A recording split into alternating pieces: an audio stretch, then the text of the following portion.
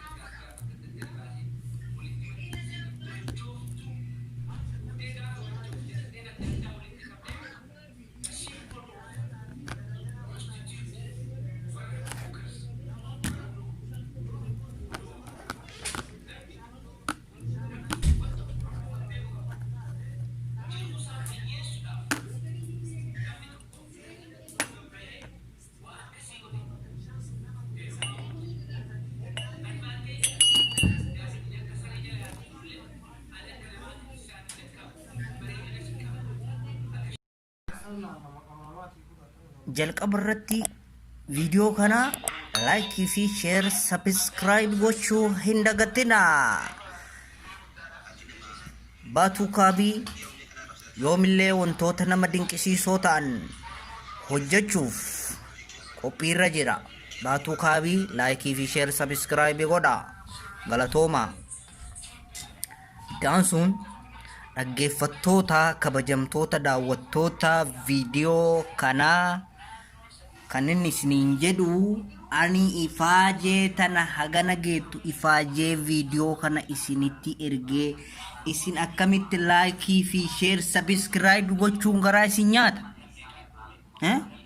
Mee fuulii tana laa fuulii matanan gartaniimi mee lamu walirra kaayanatti garsiisa. Laalan fuulii tan walirra kaa'uuf guyyaa tokko na gaafate. Sanuu namaadhaa osoo fuulii nyaatiin oollee faxuurallee faxarree maaliifi walirra kaa'ee walirraa buufnee akkamitti akka nyaannu waa walirra kaa'uuf akka itti nyaachuu dhabnee ofirraa beela oollee baay'ee azaana goote fuulii tan walirra kaa'uuf baay'ee azaa ta'e baay'ee cinqame. Gubbaan kaasaa tana kunoo gubbaa kaa'e kaleessa kaasaa buna itti dhugu takka osoo gubbaa kaa'u gubbaa tartee caccabde. Kaasaa sadi qabu afur qabu keessaa lamarraa tartee caccabde. Tasadaffaa yoo argadhe irratti dabalee ta'arfaffaallee takka mucaa tokkorraallee fuudhee gubbaa kaa'ee ta'e itti dhugullee irraa tartee jalaa caccabde. Kana afaan isii caccabee hin gartanii. Amma boru fuulii tana keessaallee takka keessaa boru ganama nyaannaa faxuuratti boru sadiitti hin deebiti. Mee garuu isin laayikii fi sheer sabskiraayib godhaa. Fuulii biraa mucaa ollaa kiyyaa tokkorraa fuudhee irratti dabaluu yaaluu edha.